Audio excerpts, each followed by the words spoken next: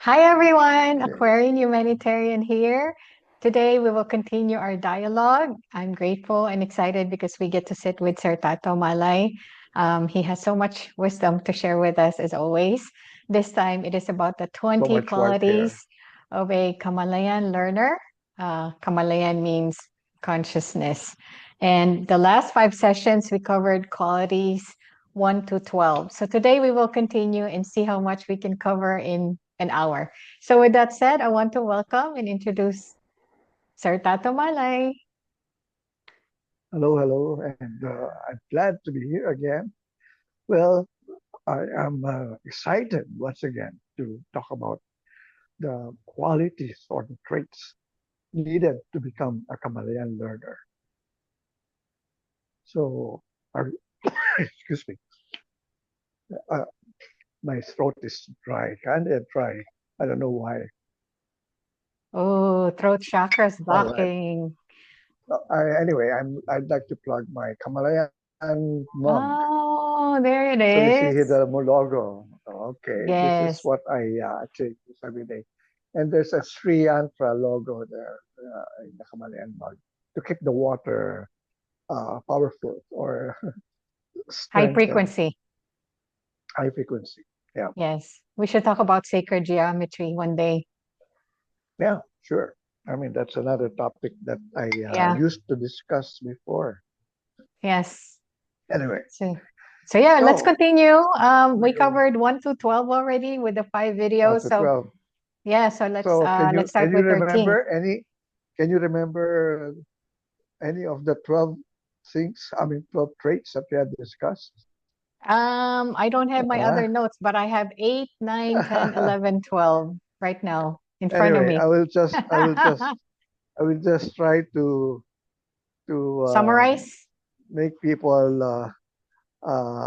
remember something that Hmm. they might not be able to catch up with in terms of our first timers who are watching our videos now, Sure, because it there would are be good some, to go over yeah, them. Yeah. yep. Okay, anyway, so okay, where did I put my list? All right. So number one, a Kamalayan learner has a new vision of a new world.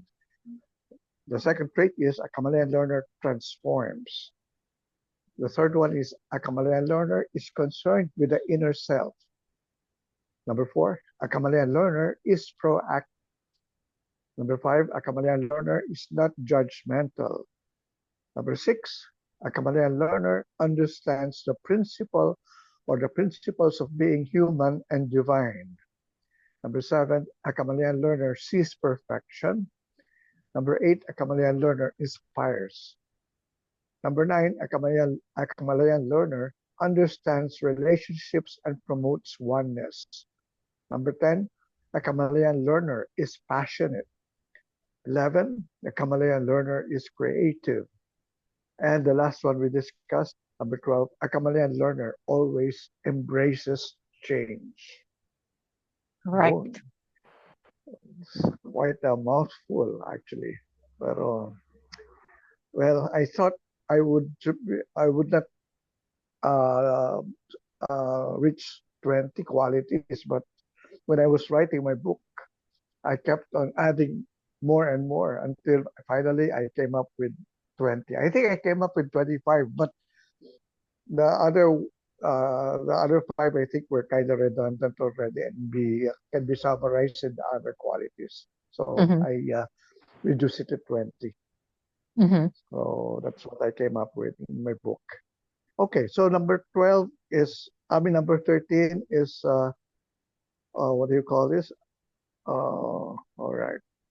So that we won't commit a mistake, I will have to really read from my book again. Number 13, a Kamalayan learner points out the uniqueness in individuals. All right. Again, I will repeat. A Kamalayan learner points out the uniqueness in individuals. Okay. One's uniqueness has a direct relationship with one's purpose in life. Discovering one's destiny depends on how authentic one is. The true being appears after unmasking everything that is not genuine or real according to his personality and spirit. His personality is influenced by his outer self, while the spirit is touched by his inner self. Being unique is not only a matter of just being different. What is important to consider is what is outstanding about the person. Being outstanding does not mean that one is superior to others. What is emphasized is one's mission and contribution to the world. We have our distinct skills, talents, or the discipline, which could be used as the channel, for our mission or cause. Through that channel, one is able to carry out his creation to actualization. The originality in execution depends on how one perceives the world uniquely. Independent-minded individuals are not risk takers and nonconformists. I mean, I'm sorry. Independent-minded individuals are risk takers and nonconformists. To be unique is to be you, yourself, nobody else, not somebody else. You are different. Do not try to be like the others. Do not be the same. Do not take the easy path. What do you feel when you do something? Are you excited or just feeling okay? That will determine what you enjoy doing and what you hate. Focus only on those things that you are happy with. Create your own path to reach your destination. The only way to reach your star is to be unique. If you look at the legendary movie stars, all of them are original. Nobody is a copycat. You have to know everything about yourself. Your personality will determine whatever success you will attain. Knowing your strengths and emphasizing and giving them more importance in your life.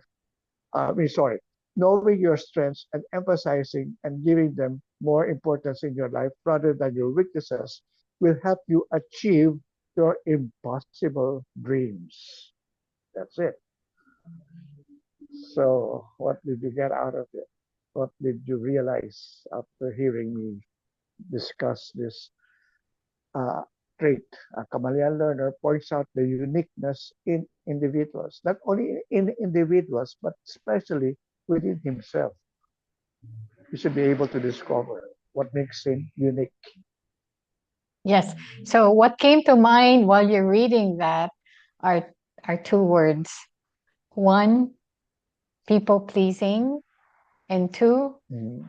validation. So Validation. a lot of times we're not able to be our authentic self because we're trying to um, please others, Conform. Yeah. conform to society, and there's that need to be validated. So Right. basically, we need to get away from that. Exactly. That's the message. So, in other words, people don't realize that they have to find their uniqueness because most of the time they try to become like the others. I want to Like the be like him, correct. like this idol of mine. I want to Yeah. be. Of course, there's nothing wrong with that. Of course, we idolize people. We try to model some people because we find them or their achievements amazing. But again, we have our own paths to consider. Have we discovered them? That's the real essence of this quality or this trait that we need to identify in us. What makes us unique, or what is our uniqueness? I mean, actually, you don't discover it at once. You cannot say, I'm unique because this is who I am, this is what I want to be. That evolves as well. In other words, it keeps on changing from different times, from your childhood to your teenage years to your adulthood and to your later years. Somehow you discover you are more than who you are. You can become more of what you thought you can become. And that's what people don't realize. They just think that, this is just me. I mean, I cannot make any other thing out of what I know of myself, and I'm resigned to that. And that's the failure people make in terms of when they actually assess themselves. So we really need to identify what makes us unique, what makes us different among our friends. Why do you choose your friends? I mean, you don't choose them because they are the same. They have their own uniqueness. They have their own specialty. So that is exactly what we need to consider here. What am I specially say? I mean, why am I special in front of some people? Why do people think of me as special? What do they see in me? Sometimes I don't even know, because other people have a different version of my image or my personality. So I leave it to them as well. I don't try to correct them because that's their perception of who I am. But again, I know myself better. And so, since I know myself better, I am able to express myself through my uniqueness. And this is something that we need to just, I would say, make in terms of, well, our way of looking at ourselves. We cannot say we have already achieved where I am supposed to be. But at this point in time, I would like you to pause our video because I think my Lazada, my No problem. Lazada. Okay, So we're go back. ahead. Yes, we're back. Sorry about that, viewers. Kuya Tato, there's just 2 points that I wanted to add while we're still on point 13, which is The uniqueness in an uniqueness. individual. Yeah.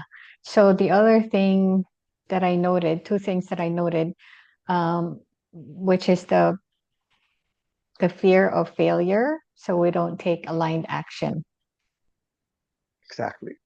That's the mistake that most people do. So now that we have that awareness, don't have that fear. There, you cannot make mistake. You Mm. can only have experience, and then if you find out that that does not work for you, then just change the trajectory moving But forward. But you have to try. You have to. You cannot be fearful. That's what downloaded to me. exactly. Well, it reminds me of people who are, you know, under deathbed, lying in their deathbed in terms of, Yes, yes, yes, yes. well, Have transitioning. regrets. They have that in that on that particular moment, most of them experience only one thing: regrets. I should have Yes. done this. Correct, I could correct, have correct, been correct. that. I could have, Yes. you know, whatever. I mean, sayang. A lot of times they realize all these things too late already. Yeah. But there was even, I mean, I'll share with you someone who actually was already paralyzed in terms of his sickness, and he was already giving up. And he used to be a government employee. At the same time, he used to be a university professor.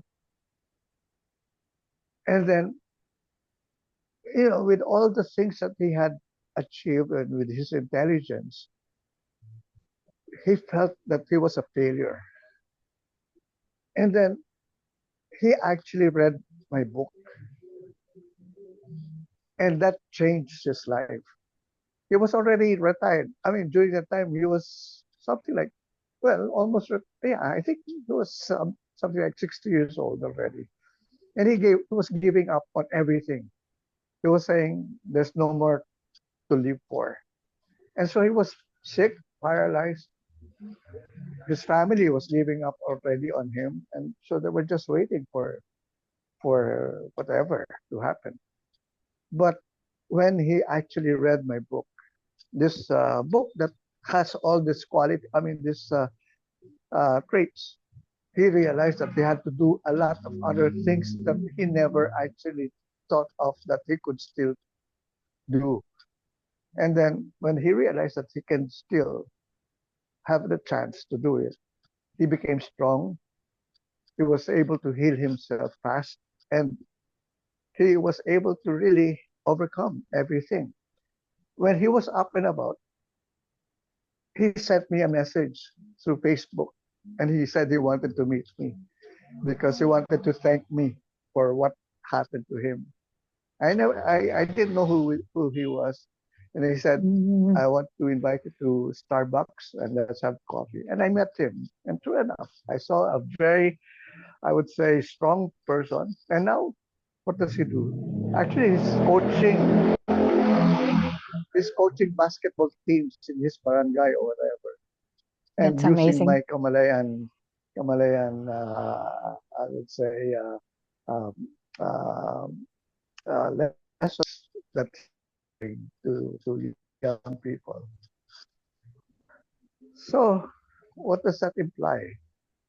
I mean, well, of course, it validated my my my the traits that I was trying to present to people, and not only validated, but I had proof of what happened to to someone who already was giving up on on everything, especially with his career, with his life, and with his family for that matter, until he realized he had so many dreams and he pursued his other dreams, and now he's still up and about.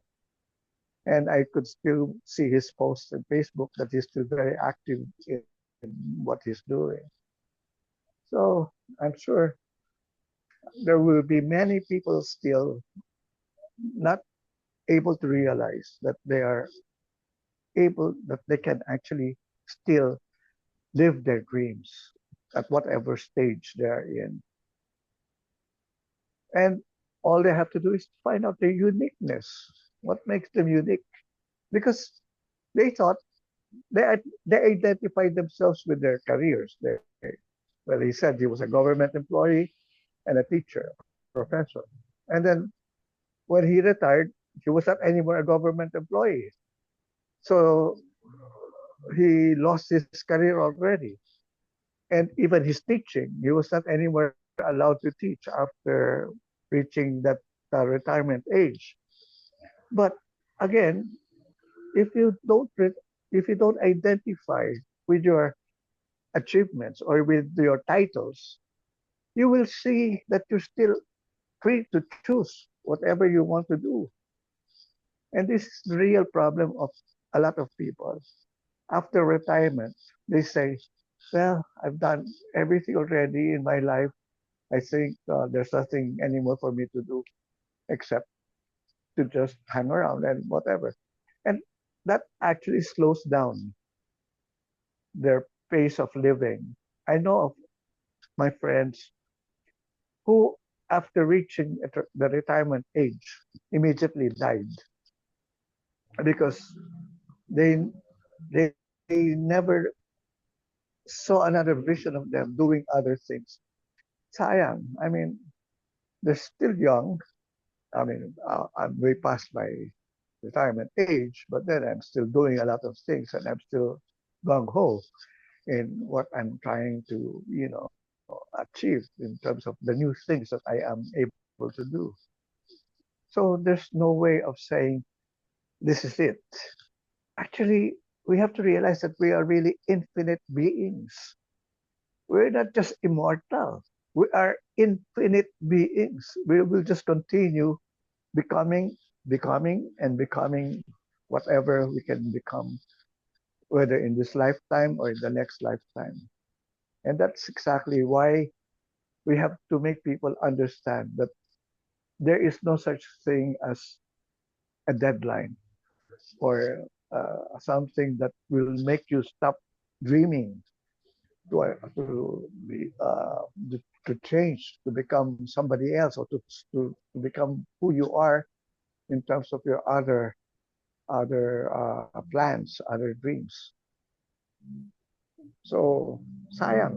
I mean, if people don't really realize who they are, what they can become, and their uniqueness, maybe that guy, especially that guy who was sick, I was referring, I mean, I mean, sharing his story a while ago. He only discovered his uniqueness when he read my book. He thought there was nothing anymore for him to live for because tapos na yung government service niya and his teaching, and there was no other way of doing the same things anymore. So he thought everything ended. But again, when he realized, no, I mean, I can still do other things.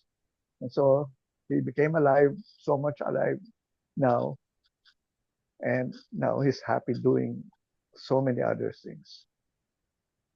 So I you would like to add to that? Yeah, one last thing, one last point. What came to mind when you're saying that is, there's no accidents in this world. So if a person after retirement left this physical reality, it just means that that's all the experience they wanted to experience in this lifetime. So there's no right and wrong answer.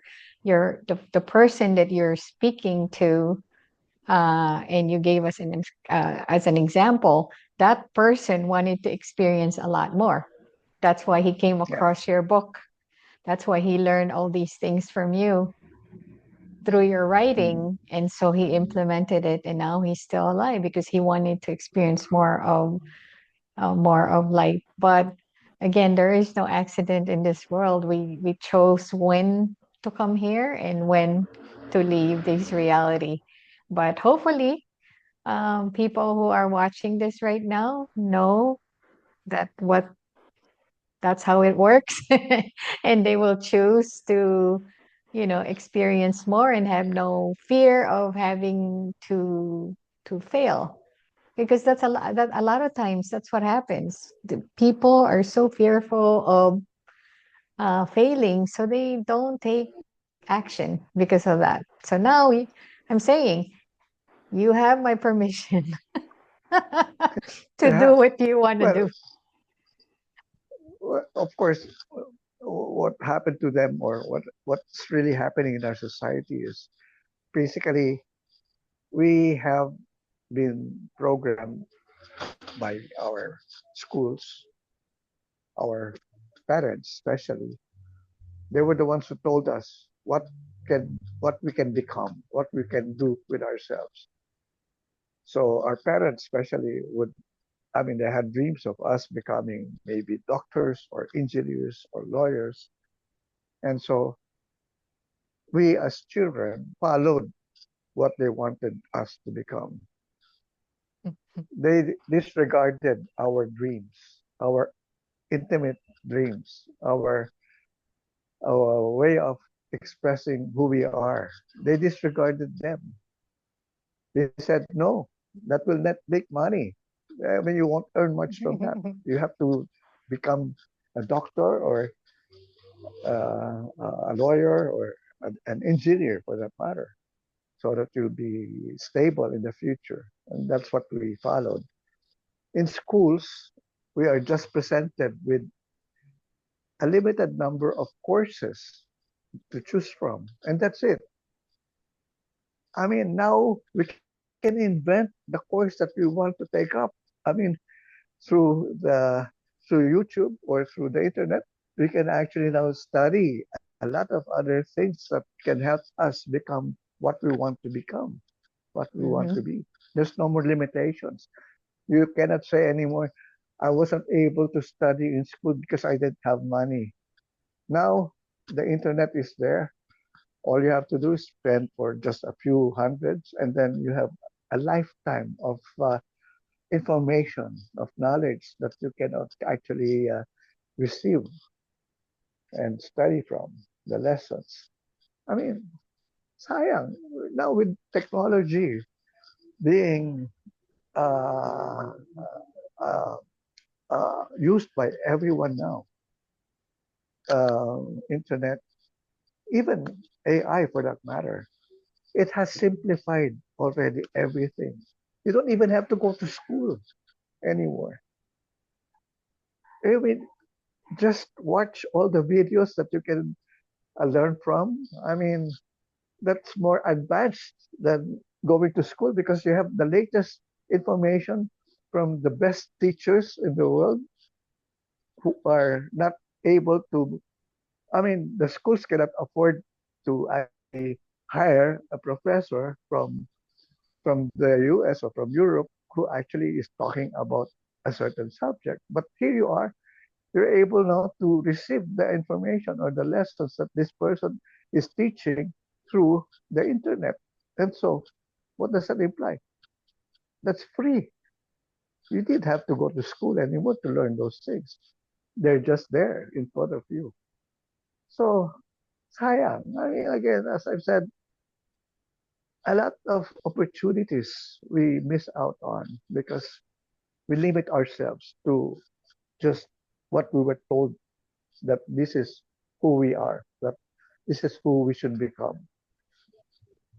Another thing that So, people can do also is use the technique, the quantum jumping technique.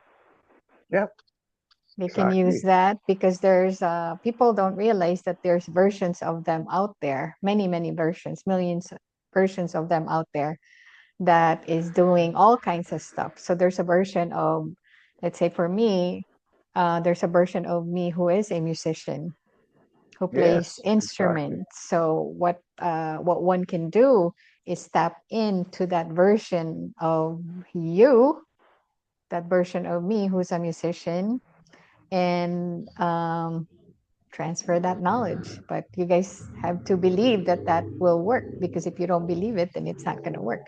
But it's called quantum jumping. That's a technique. Exactly. And as I've said, this is what is now being offered in this 21st century. The knowledge that we can actually have parallel lives, we can quantum jump or quantum leap to another reality at any moment that we want Yep. to do. I mean, to make it happen. You cannot anymore say this is just me and I'm useless with other things. You know, now with all these possibilities that we can now present to people, especially through what we're teaching through Kamalayan and through your whatever you're doing, people are now learning from us. We're the new teachers. We are the new, I would say, mentors of a new generation.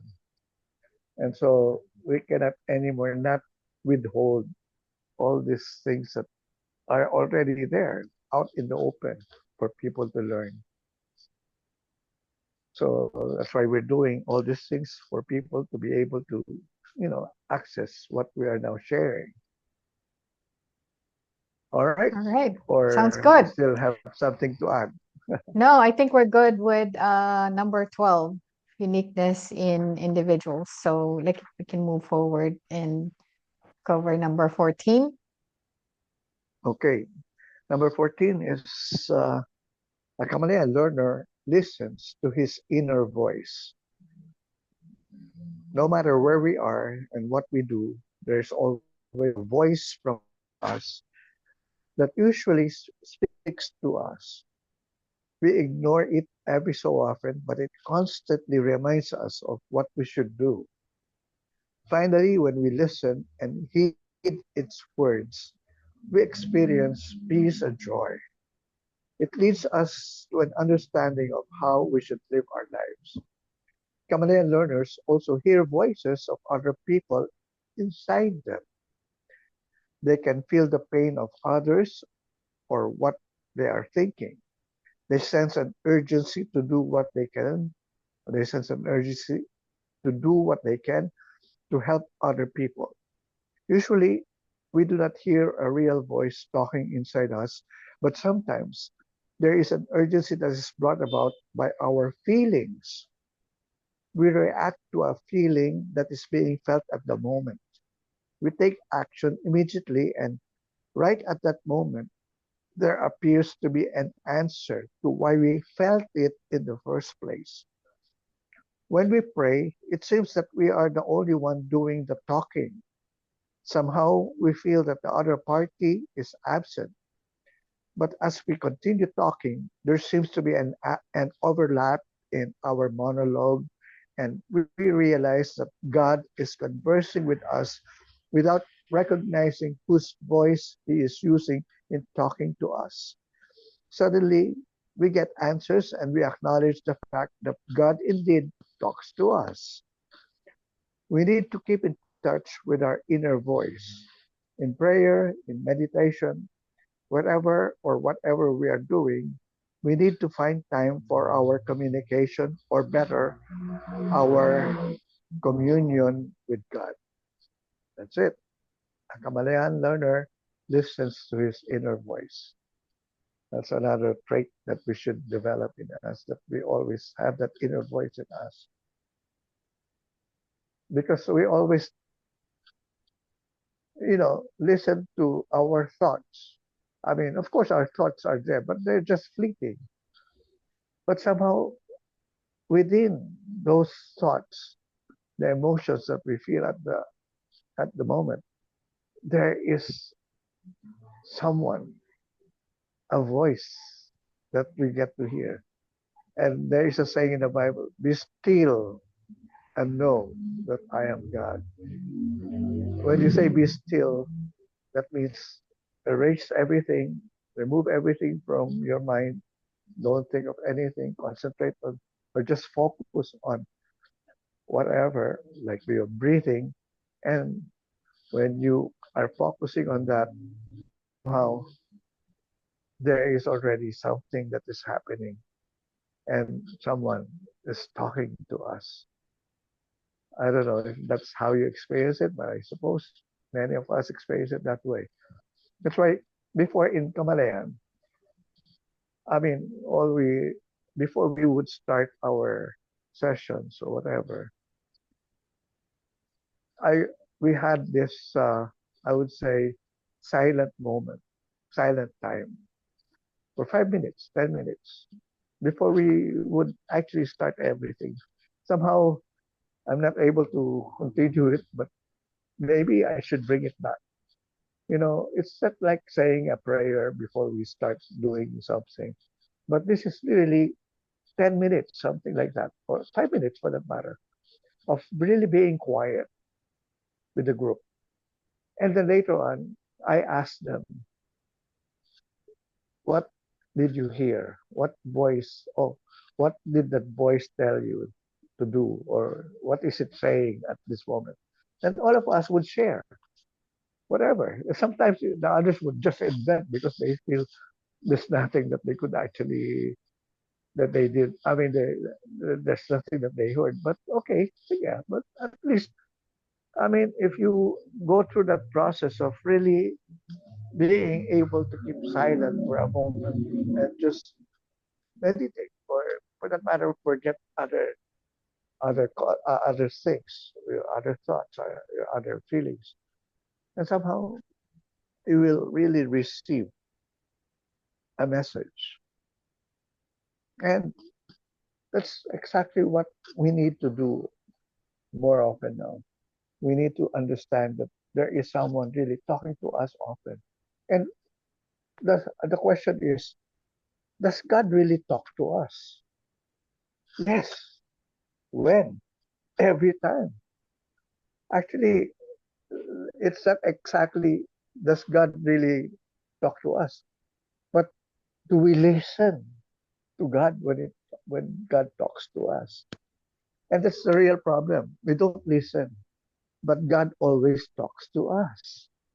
At any moment, He's always talking to us. But are we listening? That's the real question. Have you realized that? People still say, I don't know, God does not listen to my prayers. Oh yeah, of course. I mean, because you expect results. And so you are actually looking for the answers through the results you want. But actually, if you will realize that God really talks to us always, and not only always, even through our prayers, God always says yes. He doesn't say no. If that's what you want, yeah, because God gave us free will. So in a sense, God always is supporting us in whatever endeavor we would actually take. And God, even if, for example, it's kind of negative, still, if that's what you want, God will say, that's what you want. I will not say no to that. Okay, do it. But of course, like a parent, of course, you have parameters where you actually let your children play and you let them be. And of course, you put them in a safer ground or a safe ground so that you can still see them with with with a protective eye. But then again, many of the things that we want to do somehow are really, I would say, would destroy us or somehow are destructive. But does that mean God also would allow that? Yes, because that's what you want to do. Your choice, your free will. But again, as I've always mentioned in the past, there are always consequences in whatever you are doing. So that is exactly what it means by listening to the inner voice. Because maybe God is not talking through our mind, but if we're in a restaurant seated across another table and we hear a conversation, and somehow through that conversation, we get somehow a message that, hey, that's the answer I wanted to hear. And it came from this table. And they were talking about, other things. And that's how God talks to us. Or sometimes we're listening through the radio and there's a song that plays a particular song with a message. That's it. I mean, that's what I needed to hear. That's how God talks to us. But again, as I've said, God always talks to us. And the question is, do we always listen? Or do we know how to listen? So listen, a Kamalayan learner listens to his inner voice. That's the thing that we need to learn because God always talks to us. We're not being left out in the open. We're always being guided. We're always being supported, not only by God, but with our spirit guides as well, our angels. We don't ask them because they're just there to support us when we need them. They will not do anything, as I've said, because we have the free will to do whatever we want to do.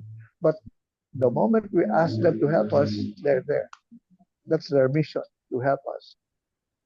That's their real role in our life to help us, to support us, to guide us, to protect us. Now, the thing here is, unless we ask them, they will not do anything. And with God as well. God already said, okay, that's what you want, go.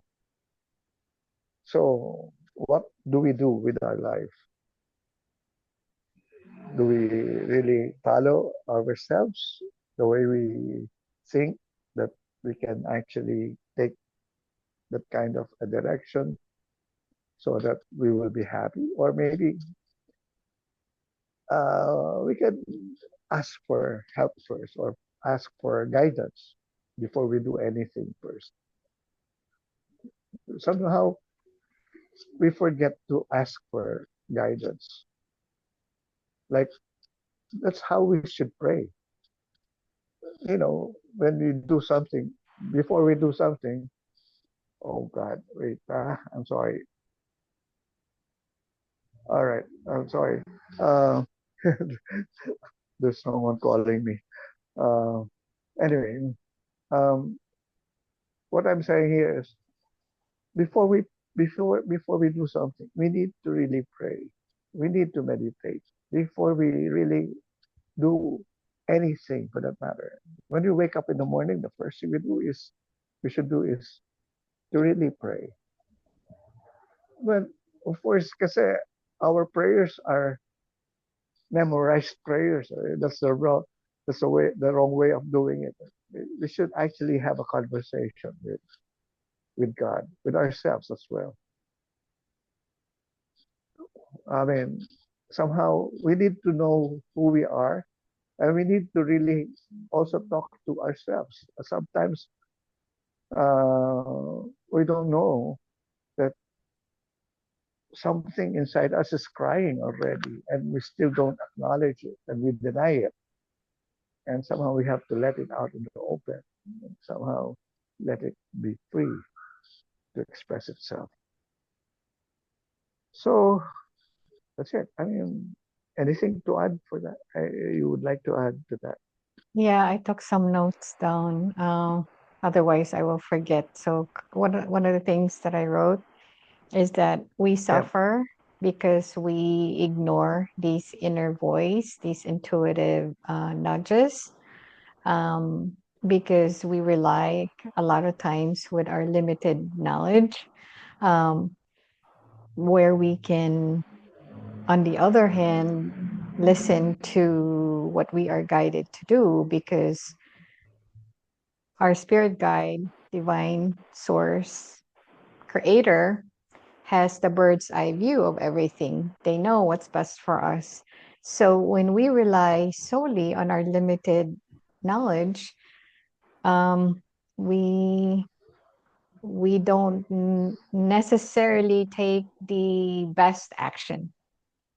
Yeah. So when that happens, we make mistakes. Well, like I said, we don't make mistakes. We experience not the best experience because we don't listen to our the guidance that we receive. And the key Yep. here, like what you said, is be still, take no thought. That's one of the things that I posted not too long ago because a lot of times we're so inundated with so much thoughts that we do not hear the that voice. So what can we do so that we can, because thoughts is not going to get eliminated, it's always there, right? So what can we do to silence our mind? The use of breathing exercise may help.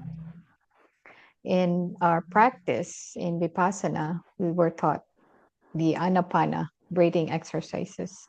So I'm not supposed to teach this, but basically, I just wanted to explain that basically it's paying attention to your breath as it comes in, as it goes out, because people don't realize that not until your mind is so concentrated, you don't necessarily know which nostril is the breath coming out of, because it's not always that it's coming out from both nostrils. Sometimes it's on the left, Mhm. sometimes it's on the right. But you know that your mind is concentrated when you can feel exactly which nostrils it's coming out. The Wow. other thing, too, is that this part right here, when you wanted to, you know, not purify, when you want to move away from your thoughts,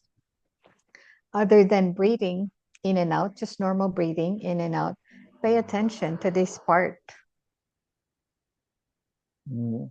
below the nostrils, just above the upper lip, and you will start feeling itchiness, or you will feel like ants crawling.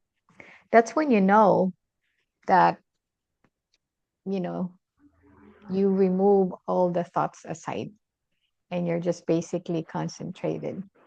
So in Yep. that moment, that's when the intuitive downloads, the nudges can come through. and you're able to receive it because you don't have anything else going on in your mind but your breath. So we are not taught this in school or church. I didn't know about this until I practiced Vipassana. So that's one of the things that I wanted to share. And the last point that I have in my notes is be intentional on what you want to create because it's so important that we decide what we want to experience, what we want to create. And when we know and sure what we want to create, then ask for guidance, just like what Kuya Tato said. Our spirit guides. Our spirit guides are it can be our higher self, it can be our guardian angels, it could be divine, it could be source, our ancestors. So those the guides are coming through, um, giving us choices, giving us options. But if we're not focused, or if we have the monkey mind, we're all over the place, then we're not able to hear those nudges and we're not able to pick those up and take those actions. So, like what I always tell people, I always tell, because as a Vipassana practitioner, it's recommended that we meditate 1 hour in the morning and 1 hour at night. And when I share this to people, they said they don't have the time. It's a lot of commitment. 2 hours is a lot of commitment in a day. But this is what I'm going to share. And you can listen to me or not, doesn't bother me. But the fact is, when you are spending that much time, you're purifying your mind. So your mind is very concentrated. And when you practice this daily, it the benefit just accumulates. You just picks up on things quickly. When there's download, you pick them up quickly. So when there's a question that comes to mind, the answer is just there. It comes quick. So are you really, I mean, is it really wasting time meditating 2 hours a day? For me, no, it's not, because everything comes easy to me. I don't have to think about question. I don't have to think about how can I decide on this, because when I didn't know the Vipassana practice, I'm a very logical, rational person. So what I would do when I'm having to decide on a very important decision I have to make, I would do a like a T account in accounting. Like I would have the pros on one side and cons on one side. The problem with that is after I'm done, it's still I'm not sure which decision to take. And that's why it's important to, you know, uh, it's important for us to listen to the nudges, because Yeah. they all have uh, they're tapped in. I mean, our guides are tapped into infinite knowledge, right? Um, Unlimited sources. So we don't have that. The other thing and last point that I wanted to say is sometimes we don't like we question, like the nudges that we get, we question it. Don't question it. Don't Mhm. decipher it. Don't think about it. Just trust that that comes from source. Because once you start thinking about it, you're gonna get confused. You're gonna get confused, and then you're gonna start analyzing, and then next thing you know, you're back to, you know, you're, like thinking and wasting so much time thinking, worrying, right? That's what happens. Um, as humans, we were indoctrinated to think and use our left brain, right? We were not taught to Mhm. use our creative mind, our right brain, and that's by design, because we're more powerful when we think with our right brain. So, with that said, start, you know, start moving away from your left brain to your right brain. Be creative, be Okay. more creative, because you're more powerful when you're using your right brain. That's all I have, Kuya. Okay. I'd like to add to that. I would like to share the kind of personality I have through the Myers-Briggs personality test. I took it up. I took the test, and the codes that came out there. The personality traits I learned from that test. I was an ENFP, extrovert, intuitive, feeling, and perceptive person. And I actually asked the guidance counselor after taking the exam, what's the percentage of my being intuitive to that of my thinking nature? And she was surprised herself. You know, it's practically you're on the extreme side of the intuition thing, intuition side. You don't think, you just follow your intuition always. Because the number that was stated there, I think I got a 98% intuitive. So that means I was not really using my logical mind. That's why I was poor in school, because practically I wasn't using left my left brain. I was only using my right brain all the time, and that's why I couldn't appreciate what the lessons were being taught to me, because I was on the right side of my perception in terms of what I was learning. And that was when I realized that, okay, now is the time to balance it. And so I went to the other extreme naman, and I became more of a thinker as well, to balance my my intuitive side, because basically that's a given already. That cannot be changed. But I want Mm-hmm. to develop now my thinking ability. So I started studying, I started reading a lot, and that made me the the balanced person that I am now. Instead of just on the extreme side of things, I am now also able to counteract uh, the other side through, consciously dwelling on what is now being left out. And so when I now realize that I can be an intuitive person and a thinker at the same time, that made more impact in my life. That's why I was able to create or write books.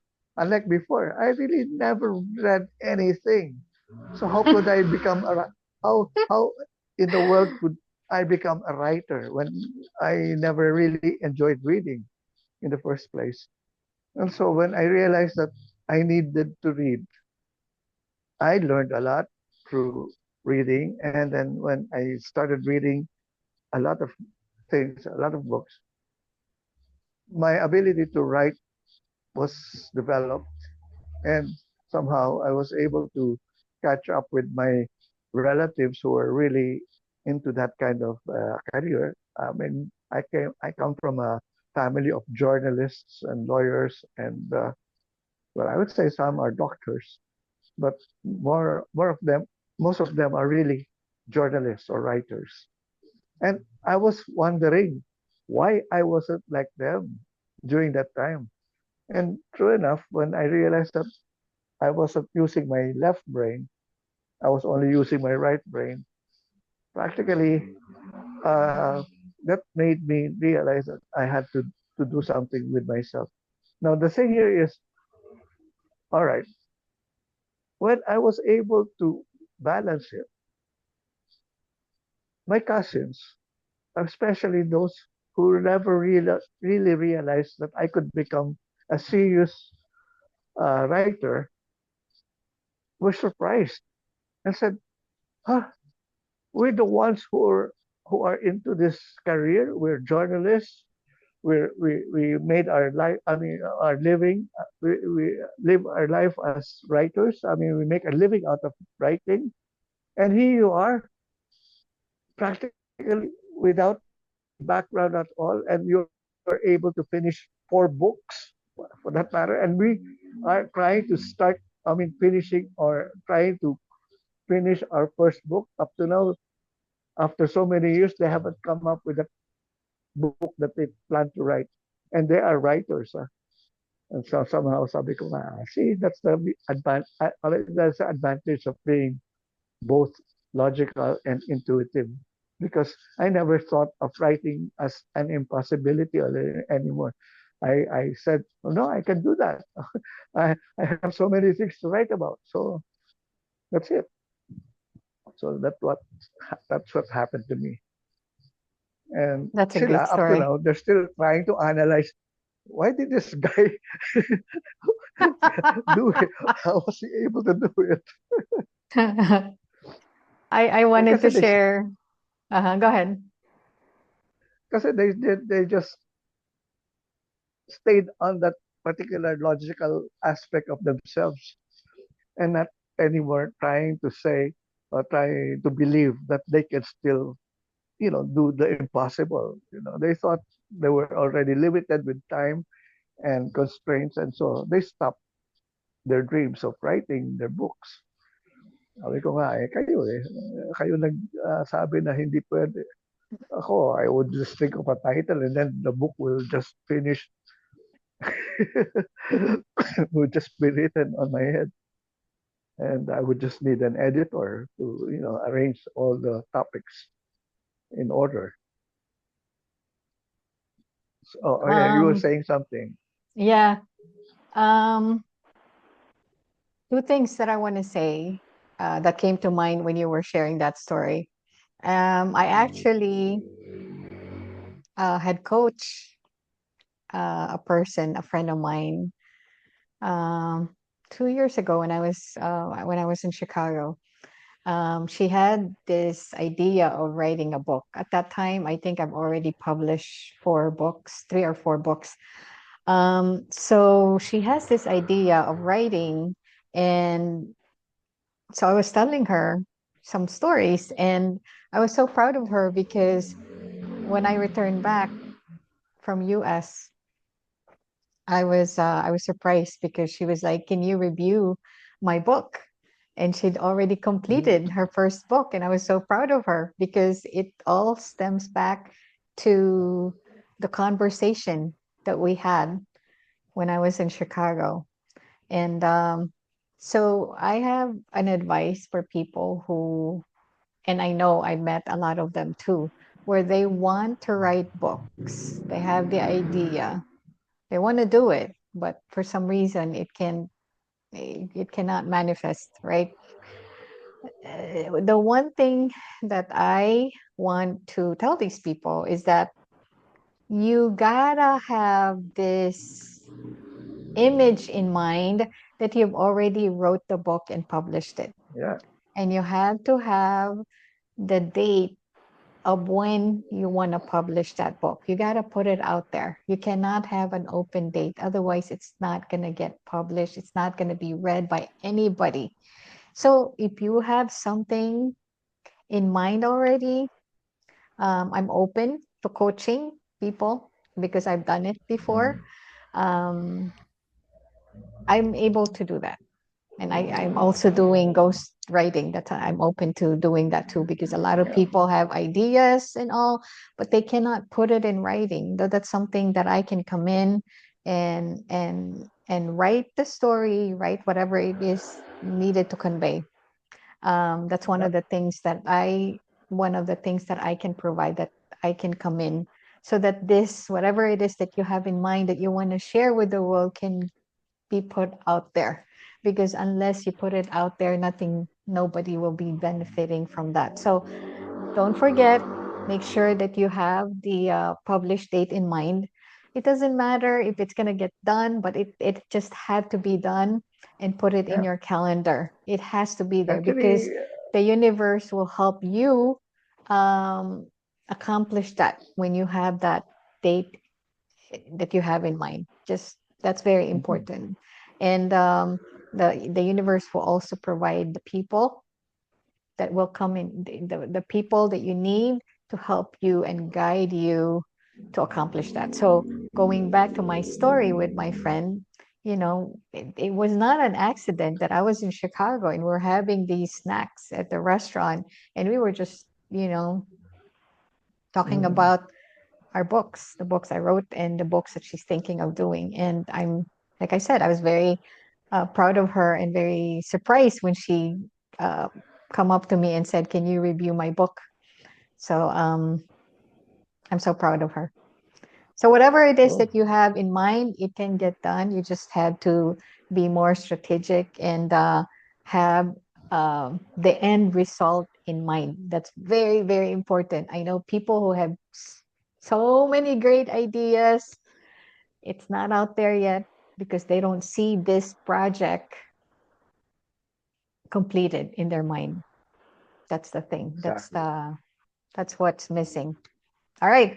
So Kuya Tats, it's 4:22. I don't think All right. we won't have time to go over Yeah, it uh was indeed a item very, I would 13. say, lively discussion Yeah, on so those we will two. continue with point 15 um Yeah. next week, and final thoughts. Go Well, ahead. as I've said, it's the new year, and we're now having our Kamalayan Cafe sessions again this Friday at Glorieta, Seattle's best coffee. Glorieta 3 is at the ground floor. So this Friday at 3 p.m., well, I hope some people who are watching can actually join us. So see you there. That's wonderful. That's And you all. wanted to add your email address if people wants to purchase your Oh, ebook. yeah. It's Tato Malay at yahoo.com or Tato Malay at gmail.com. So practically, Okay. that's it. I mean, I can receive, or I will be able to receive your messages. So Wonderful. thank you again, Jane, for having this You're conversation. welcome. Absolutely, absolutely. All I right. need Anything else? to have a partner like you in terms of well doing these things because I've been wanting to share the Kamalayan traits. I mean, like this on video, but I've never done this. This is the first time actually I discussed this in terms of what I was doing because I remember I used to really have a lot of YouTube videos, but I've never discussed the Kamalayan traits. This Oh, wonderful. this is the first time I was able to discuss this thoroughly. That's amazing. So Amazing, thank amazing, you. amazing. All right. You're welcome as always. And we will resume next week and we will start with point number 15. All right. Okay. Have a good one, viewers. Have a good one. Bye. Till next time.